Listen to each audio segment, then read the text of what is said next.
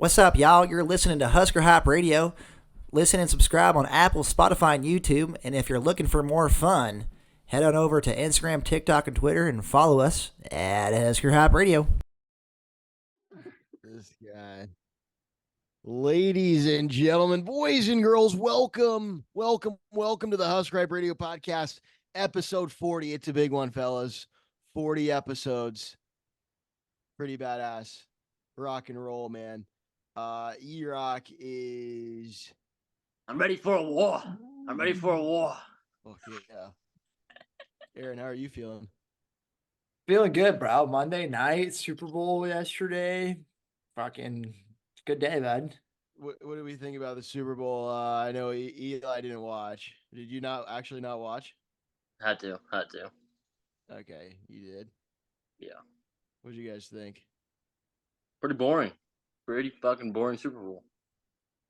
I thought You the first half was boring when there was only 13 points, but the second half and overtime was electric. I cashed out on every bet except for Travis Kelce scoring a touchdown, and he was part of my parlay too. And let's just say I had good odds riding on it, and he was the only thing that didn't fucking hit. Damn, dude. How much money did you make? I only made plus $30 total because the Travis Kelce parlay didn't hit. That's still sick. Yeah, I made two parlays. One of them hit, one of them didn't.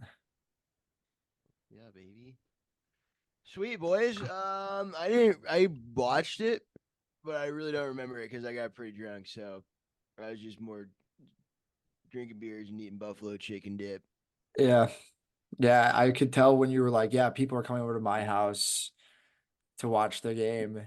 It's kind of one of those things where you're not actually watching the game because you're really just partying, and the game just happens to be on too, and you'll catch every few plays.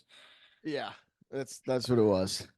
I like the commercials. The commercials are good. That's always a good part of it as well. It's halftime performance. Usher. I mean, like, I'm not an Usher guy. I feel like I kind of missed the Usher wave. I'm a little too young for that. I mean, he has some boppers that are definitely like around when I was like in high school and stuff. But I feel like lately, what's he put out? Nothing. I know, dude. I was like, I didn't even know this motherfucker was still performing. And But every girl I was with was swooning when he took his shirt off. I mean, so was I. I got a little sweaty myself, but nice. Eli, why do you have the face paint on, dude? Are you just doing it? I dropped a little thing in the chat this week about 2 days ago. It was Braveheart with blood dripping down his face. It's after I listened to Matt Rule talk about this upcoming football team. These boys are gathering up for the Scottish. They're ready to take over the whole Big Ten. English, Fuck yeah, baby. We're coming, baby. Ready for a fucking war. You ready for a war? Yeah, let's do it. Let's go. I got fired up. That's what we can talk about. I mean, Matt Rule, National Signing Day happened, and he did a little press conference. Anything that you guys heard in that press conference or got notes of that you thought was pretty? You didn't hear it at all, Aaron? no, I didn't even hear it. Oh, I'm trying to pull up some notes here that this guy made, but Jamal Banks is setting a new standard. Matt Rule's talking about there was a standard that was about right here. Jamal Banks is coming in. He's moving that standard up here. So as coaching staff, they have to make a new standard because a guy that's transferring coming in is doing more than everybody else. Oh yeah, that's good. And then Micah Mazuka needs to adjust to the program. He needs to learn the Husker ways so he can get in the front line. I saw that as well. I saw that. He is also talking how the team's already so much like he's like what was good last year is now shit. What was amazing last year is now just okay. Yeah. Is what he said. It's a new standard. It's a new standard. Who do you think he's gonna do permanent captains this year, or just like four guys every game? I feel like there's going to be captains this year because he said in the way that they chose players last year, they chose the best players for like the single digits. But now they've seen that the hardest workers really earn those numbers. But we'll see. Were the captains this year? Weren't they elected by the team? They had the single digit guys, but then they would just do like random people for every Rotation. game. Probably Huh. not random, but I they guess I would missed switch that. out captains every game. Yeah. What do we think about this year, folks? Marcus Satterfield is the guy that will be calling plays, not Glenn Thomas.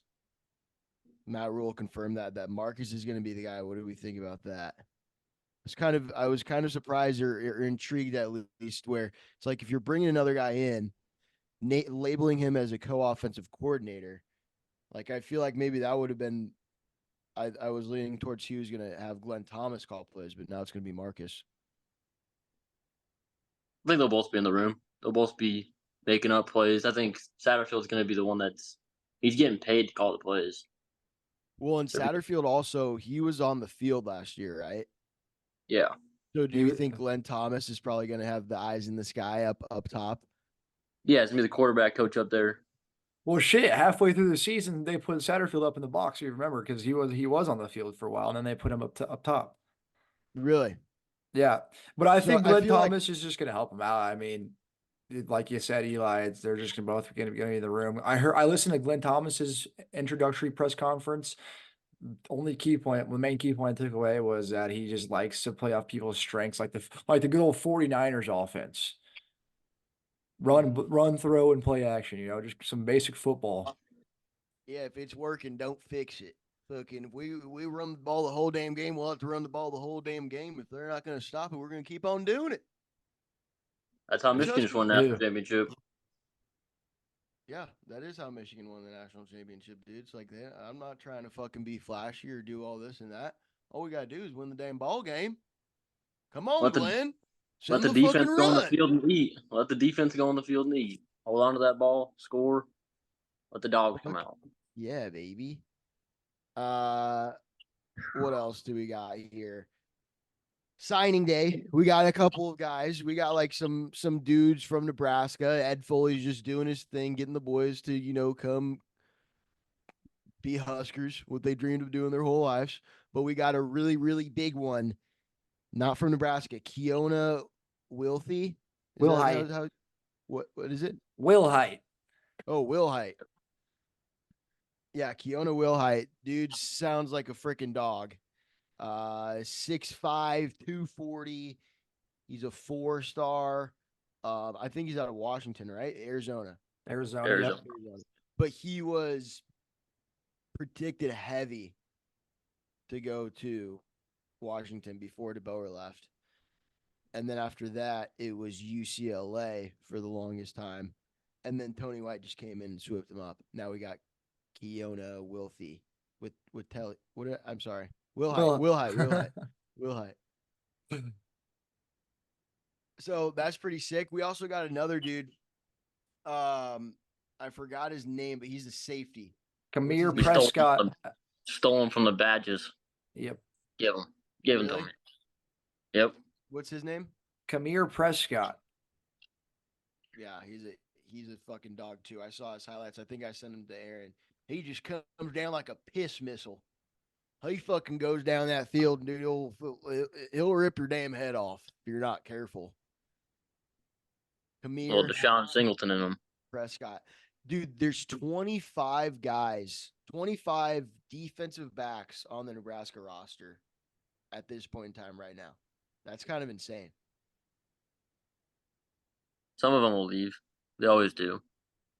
Yeah, but I mean, just 25. Like we are running the 3-3-5, so there's 5 deep right now technically for the defensive backs. Also, I feel like Matt Rules or the defense, they're guys are playing whatever position they need to play. Like we could possibly see some of these defensive backs maybe go to like an outside linebacker, like rover position almost, not even be playing, or something like that. Because last year we had Prince play outside backer a little bit. Jamari Butler played on the edge a little bit, also backer. You just got dogs on that defensive side, dude, that can do whatever they need to do to get the job done. Like I'm trying to think. I feel like Mario Buford might Marquise. Marquise. he might be a guy where like you see come down a little bit more because he's fucking team leader, knows what he's doing, and And give. If Singleton too, all those guys like are big enough to play a little bit of linebacker. Gifford was a fucking linebacker when his first couple of years here. So, yeah, dude. Oh, now I'm getting all fired up again. Now I'm getting all fucking smoked up, baby. God damn it. Husker Hype Radio does it to me again. Fuck. That's what happens when you get all hyped up on a Wednesday or on fucking last Wednesday. You paint your fucking face because you can't wait for football season. E-Rock painted the face. That's fucking hilarious, dude. It's good stuff, though. And what do you think would happen when football season comes around? If I come down to California, it's gonna be a lot more than fucking face paint. Oh shit. Oh shit. Do we for the USC game? Do we go there and just fucking put a big ass like corn on our bodies or something? Just turn our whole body into a fucking corn. Yeah, we just paint each other yellow and then just like get orange paint and like get some kernels on us. Yeah. Yeah. Yeah. I'm down for whatever. Corned up. Big corn energy. Like, yeah. Turn around and get the skulls on our back. Oh fuck, dude. That's a good idea. Oh my god. We're gonna be gnarly. We're gonna be drunk.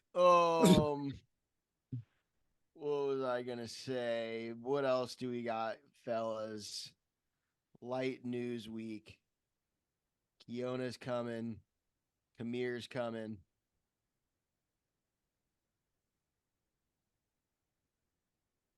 That's it for that. Honestly, that's it really for the news. We were ranked 23rd overall. I mean, like, it's off season, boys. We're tooth and nail. We're gonna come back better next week. Yeah. Dude, what about this Roger Grandy guy? Do you know anything about him, Eli? The 4-star corner? Yeah. No, is he a corner? Or pretty sure he's corner, yeah. From Louisiana?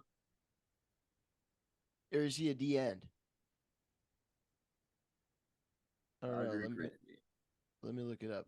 Or Grandy, I don't know. It's definitely Roger Grandy. Gradney? Yeah, Gradney. Freshman out of Texas, listed as a DB. Oh, really? Dude, he hasn't played a snap yet, and he's already got a NIL deal with like G Fuel. So is this dude gonna be like just an absolute dog? I feel like same thing like we were talking about 2 weeks ago that got that athleticism, just needs to focus into D1 football a little bit more in the playbook. Yeah. I mean, that's what we got to do. We just got to get these talented people in, develop them, which the last staff could not do. Let them eat.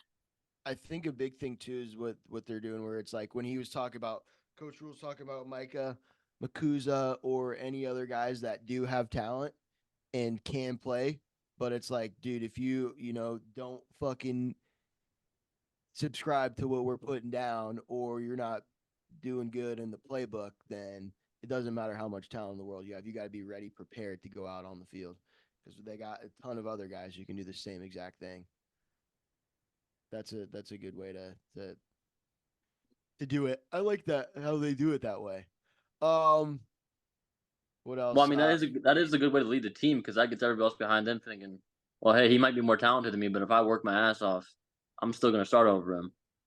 So then you get those people coming in, working their ass off. Iron sharpens iron, baby. Iron sharpens iron. Yes, sir. Fuck yeah. I got this. I got Nebraska's assistant coach salary pool totaled at $6.775 million. Tony White gets the most with $1.6 million. So Tony White's above Marcus now. Pretty valid. That makes sense. Marcus Satterfield, 1.4. Glenn Thomas coming in at $800K. Damn. Those are the top three earners.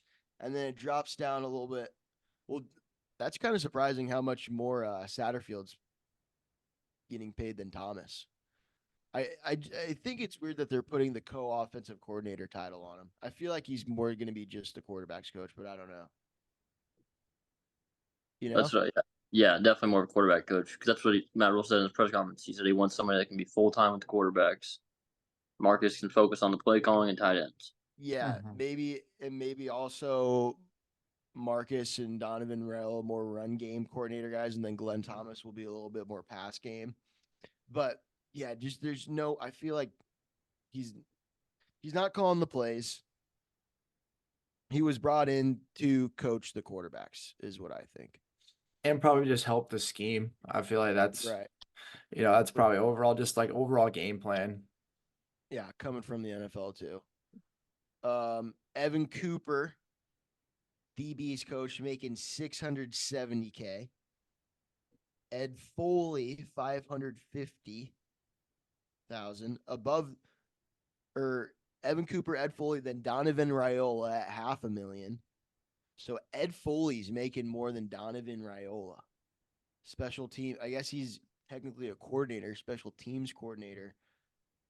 But Where is Terrence Knighton on this list? Terrence Knighton is under Donovan Raiola at $400K. Damn. But recall the Raiola just got that, was it a 100K bonus this year or something like that? Yeah. Yeah. I wonder if that's on his if that was just like a bonus or if they're putting that into this thing or not. Yeah, they probably increased his salary by that per year, whatever it was. I think it was 100K, wasn't it? I think so. Yeah, I know he got a bonus of some sort for sure. Just for bringing his nephew in. Garrett McGuire, Rob Dvorak, and EJ Barthel then are all at 285,000. The young guns getting the least end of the pay, but they're getting experience. They're being they're on staff with head coach Matt Rule, man. Mm-hmm. I think that's good enough, baby. I think that makes sense how the hierarchy of the payment makes sense to the coaches and the position groups. Yeah. Rob Dvorak, I feel like he could maybe earn a little more. I think the biggest surprise to me is probably Ed Foley above Donovan Raiola and Terrence Knighton. I feel like I don't know. You're probably right because I feel like a coordinator. Well, if he was a special teams like coach or analyst, because we didn't always have the special team coordinator position open. So if it was technically not that coordinator like title, I feel like he probably wouldn't be making as much as he currently does. Yeah, that's true. He's a big recruiter too. Like he's the in-state recruiting guy. So there's that. And Raiola, though, I think he was listed as a top 5 recruiter on like 247 Sports. That's probably why he got $100,000 pay increase. Yeah, dude. So those are what our coaches are getting paid, $6.7 million. Did you guys see what Kirk Herbstreit said, or what we got the Raiola's heads in my name? Dominic, Dad? Yeah. Did you see Kirk Herbstreit apparently called Dad up and was like, "Hey, Dylan's thinking about going to Nebraska. Do it. Fucking Do sick. it." And then apparently Dominic's getting a bunch of hate, and Kirk Herbstreit's like on the hot seat because it's like tampering and like he's a media person and he shouldn't be influencing decisions on like transfers and commitments. Yeah, but I feel like it's not. It's like, dude, it's just two guys chatting up. Be like, hey, I heard your son going to go maybe play ball at Nebraska. That'd be great. That'd be great for the sport. It's not like, and it's not like Kirk Herbstreit would fucking change Dylan Raiola's mind either. It's not like, oh, fucking Kirk told me I gotta do it. Nobody fucking cares about what Kirk fucking wants you to do, dude. Right. And Kirk is a Ohio State guy, so like what's his like gain if he like says something like that to a father? Exactly. They're just guys talking to each other, asking about what his son wants to do. It's not, there's no fucking, Kirk doesn't have a vendetta against fucking Georgia and wants him to fail. And also, it's like people, when Dylan left at Georgia, and they're like, who cares? We don't fucking need him. And now that story came out, and they're like, see, this is tampering. This is this is we should have had him, but Kirk Herbstreit changed his mind or whatever. It's like, how do they fucking complain so much when they're on top, literally, dude? Yeah. How does Georgia? They just need to understand, like, dude, you guys won fucking back-to-back national champions, and I'm over here fucking happy as can be that we have 5 fucking wins. Because they're the English. They're the English. They don't want Mr. William Wallace to rise up, and they know what's coming. They know what's coming. Yeah, That's why we're ready for a fucking war, baby. That's why we're ready for a war. if you were going up against a dude and he had some Braveheart shit going on like that, would you think it's scary, or would you think this like? I would think he's Yeah, scary. I would think he's scary in most scenarios. It depends on where we're at, but I feel like 9 out of 10 times I'd be like, a motherfucker that's cool with putting that shit on, don't fuck with him. Yeah, yeah. If you're I feel like a big ass defense, like the Hawaiian dudes were getting. If they were wearing some shit like that, I might be a little scared. Yeah. But I feel like if it's like, I don't know, Isaac Gifford, I'm be like, what the fuck are you doing, bro? I don't know, dude. Look at Isaac Gifford with that long hair and that fucking beard, and tell him to put some William Wallace war paint on. You're not telling me you're not telling me that buddy's looking like a menace out there. You're right, Isaac Gifford. He'd be pretty scary looking. I'm just trying to find someone to support my claim that it would be fucking weird. If you put this on, you're ready to die. You're ready to die for the cause. Ready to die for the cause. Matt Rule, I know you can see this. I'm prepared to die. Who do you need killed? I got it. He will die and he will kill. Yeah. He will be on both ends. Other college football news, folks. UC Chip Kelly, dude. Oh yeah. Yeah. Fucking Chip Kelly, bro. Yeah, we talked about this week. This is a weird one. It's gonna be great when Nebraska beats that whole entire $20 million team that they paid for this offseason at home. It's a freshman quarterback. Dude. I'm just is Chip like, I feel like he's such a bitch for that. Well, I feel like you even need to take a step back to add like a layer of information, because Bill O'Brien was the offensive coordinator. He took the job. I think he was at the Patriots, but he took the Ohio State OC job, and then Boston College hired O'Brien. So that means the job was open. Does that mean does Ohio State reach out to Chip Kelly for the OC job, or does Chip Kelly reach out to Ohio State? How does that work?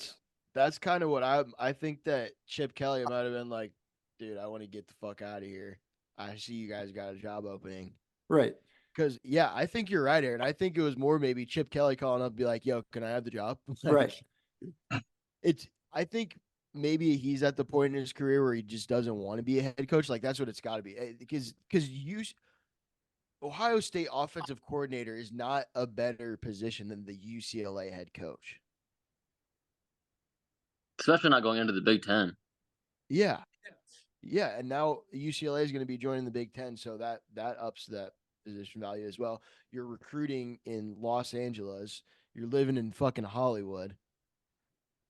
I just don't understand what this dude was doing, honestly. Like, I'm kind of dumbfounded by the move.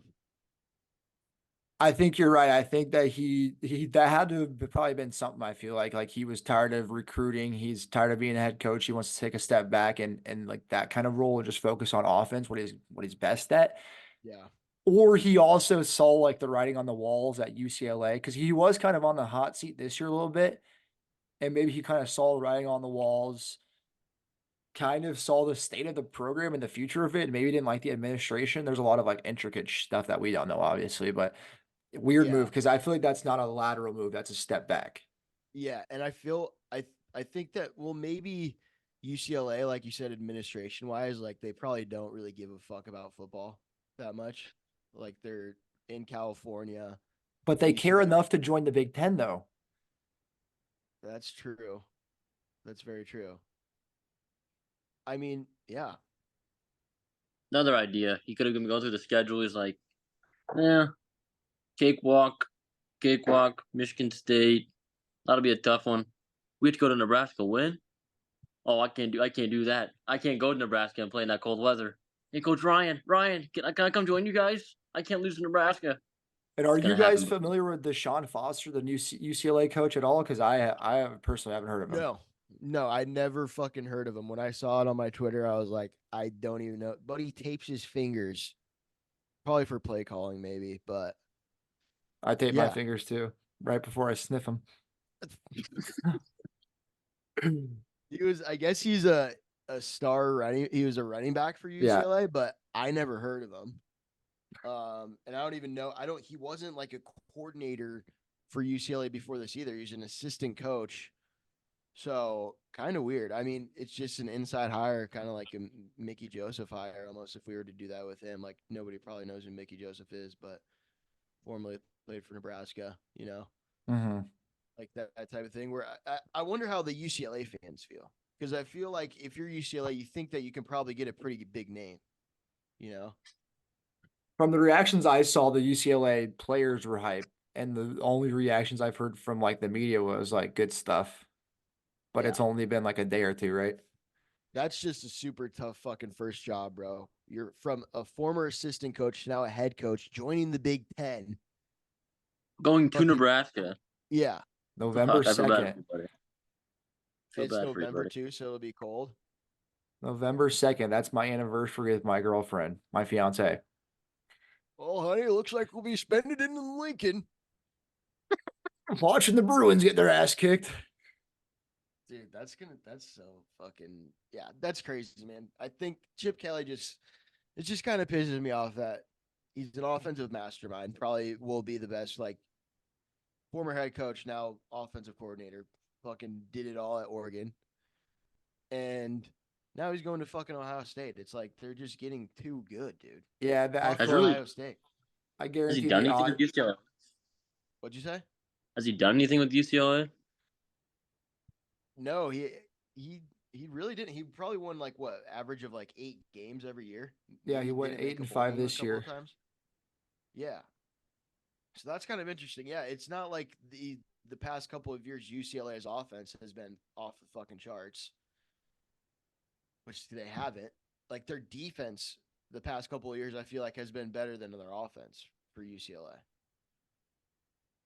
So I wonder how big of a runner Tony White was for the job. You think they interviewed Tony? Because he formerly. What do you guys think about Tony? I think Tony gave his word to Ty Robinson and Gifford, and as soon as they decided to come back, the boys are back and can't leave him then. Yeah. Yeah, he was Yeah. 35 and 34. Or wait, excuse me, he was 81 and 41. Oh my God, I'm fucking up. At UCLA, he was 35 and 34. Really? Yes. Damn. So maybe he's just kind of coming to the realization that It's only gonna I get feel like- harder. yeah. And he wants to kind of just sit back and just work on offense. But also, if you think of it, it's like, do you want a coach though then who wants kind of to take a little bit off? You know?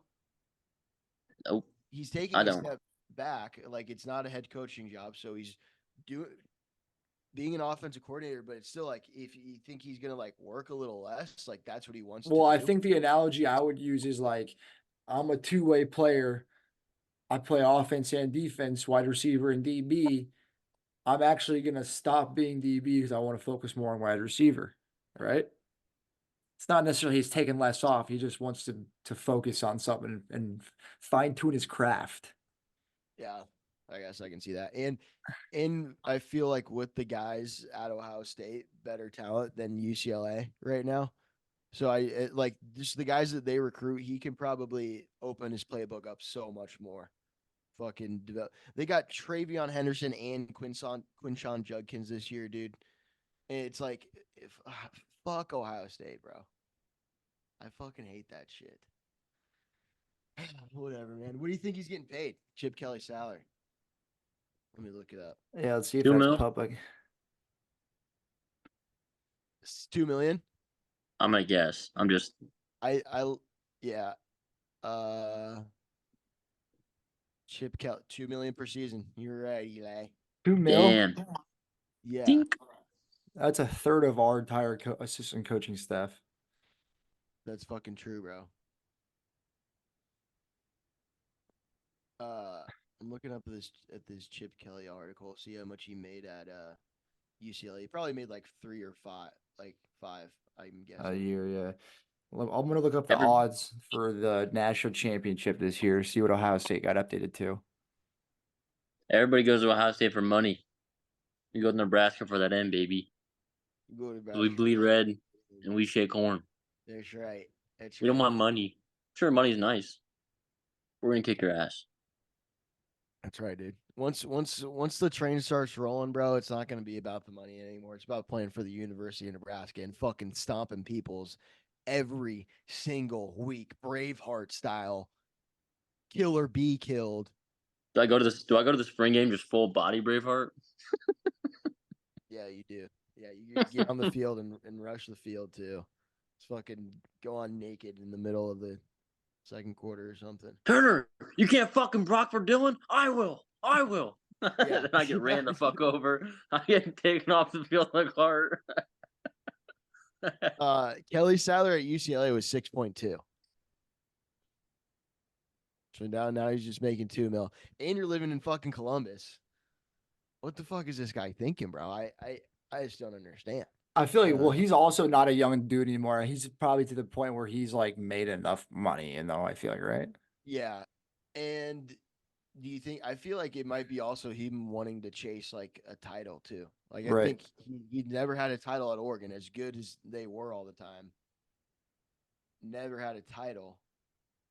All right. Lost to Cam Newton. Yeah. Yeah. Cam, and that was when they had Mariota, right? And Scott Frost was Mhm. OC. Yep.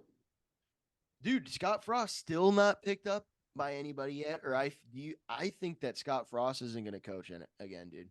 I think he's done. I don't think he cares. I feel like his ego is probably too big for him to like take a coordinator job anymore. And that's what he probably needs to do is just take an OC job at like a Power Yeah. 5 school or go, well, honestly, just any school. Yeah, I feel like but if he might be in the same boat as Chip, where it's like he might not even want to be a fucking head coach again, and just Yeah, but do Chip Kelly offense. has a way higher pedigree. He's like 30 years older than him. Yeah, 100%. The only thing Scott Frost has on his resume is a fake UCF national championship Damn, as a coach. I love Scott Frost, but I fucking hate him too. No, we don't fucking love him anymore, Eddie. We can respect him as a player. We love Scott Frost as a player, but Scott Frost as a coach, dead to Yeah. me. I saw Dylan Utter this weekend, How's former that? former captain of the Nebraska Cornhuskers under the Mike Riley era. It was good.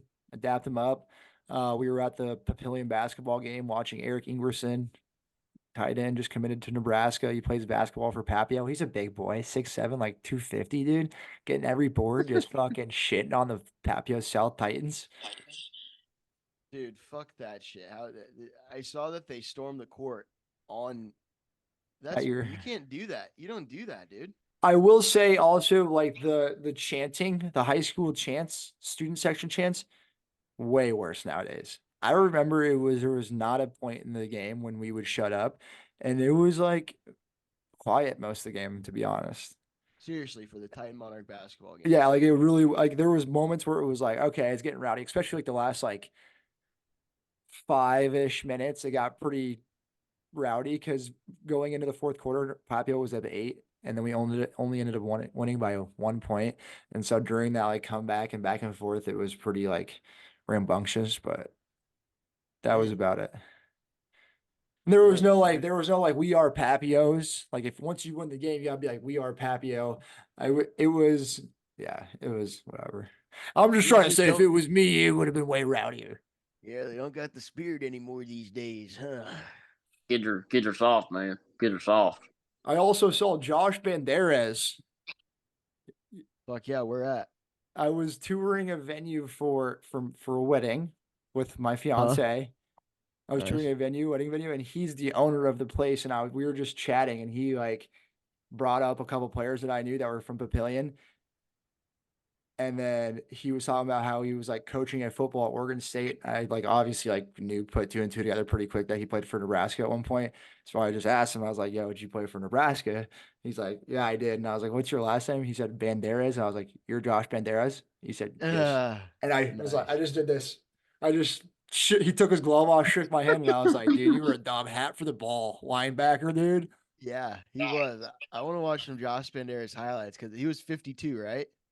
Um, gosh, I even had this shit pulled up because I was looking at his stats not too long ago. That's hilarious.